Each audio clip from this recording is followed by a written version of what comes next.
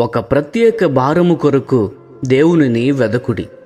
పాత నిబంధనలో ప్రతి ఒక్క ప్రవక్తకు దేవుడు ప్రత్యేకమైన భారము ఇచ్చినట్లు కనుగొందము. కానీ దేవుని ప్రజలలో ఉన్న పవిత్రత లేమి గురించి వారు శ్రద్ధ వహించిరి. దేవుడు నీ హృదయంలో పెట్టిన భారమే నీ ఎడల దేవునికున్న పరిచర్య గురించి సూచించును. కాబట్టి ఆయనలో నుండి భారము పొందుటకు కనిపెట్టుము. నీవు భారము లేకుండా ప్రభువుకు పరిచర్య చేసినట్లయితే కొద్ది కాలము తరువాత విసుగు కలిగి మరియు చివరకు డబ్బును, మనుషుల ఘనతను లేక ఇహలోక సుఖమును కోరెదవు. ఈనాడు ప్రభువును సేవించుచున్నాము అని చెప్పుకునేవారు అనేకులు వారి పరిచర్య విషయమై దేవుని యొద్ద నుండి భారము పొందకపోవుట దురదృష్టకరము. దేవుడు ఒక వ్యక్తికి పిల్లల మధ్య పరిచర్య చేయుటకు, మరొక వ్యక్తికి సువార్త ప్రకటించుటకును భారమును ఇచ్చును. మరొకరికి దేవుని ప్రజలకు బోధించుటకును భారమును ఇచ్చును.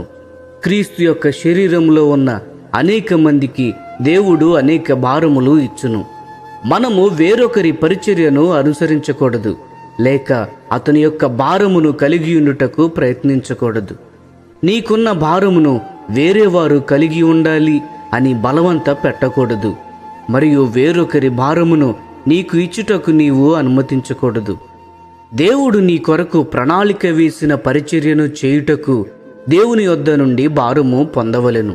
నీకు ఎటువంటి భారము లేని ఎడల నీవు దేవుని యొద్దకు వెళ్ళి మరియు భారము ఇమ్మని ప్రార్థించాలి. క్రీస్తు యొక్క శరీరంలో నీకొక ప్రత్యేకమైన పరిచర్య ఉన్నది. నీవు దానిని తెలుసుకోవాలి. అనేక మంది బోధకులు ఒక పరిచర్య నుండి మరొక పరిచర్యకు వెళ్ళెదరు. ఎందుకనగా వారికి ఎక్కువ జీతమిచ్చే క్రైస్తవ సంస్థలలో చేరెదరు. ఉదాహరణకు వారు రేడియో పరిచర్యను ఆరంభించెదరు. కానీ చిన్నపిల్లల మధ్య స్వార్థ చేయుటకు ఒక సంస్థ వారు ఎక్కువ జీతము ఇచ్చినడల వెంటనే వారు పిల్లల సువార్త కొరకు భారమును కలుగజేసుకొందురు.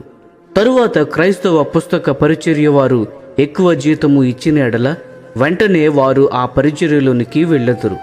అటువంటి బోధకులు ప్రభువుని సేవించుటలేదు. అటువంటి వారు మతానుసారులే బబులోను సంబంధమైన వ్యాపారము చేయుదురు. దేవుడు నీకొక భారము ఇచ్చిన ఎడల వేరే సంస్థ వారు ఎక్కువ జీతమును, సదుపాయమును ఇచ్చినప్పటికీ నీవు ఆ పరిచర్యను విడిచిపెట్టవు. ప్రియ స్నేహితులారా, దేవుని కొరకు నీ భారము ఏమై ఉన్నది? ఈ సందేశములు మీకు ఆశీర్వాదకరముగా ఉన్నట్లయితే లైక్ చేయండి, సబ్స్క్రైబ్ చేయండి, అనేకులకు షేర్ చేయండి. మీ విలువైన అభిప్రాయములను కామెంట్ రూపంలో మాతో పంచుకొనండి.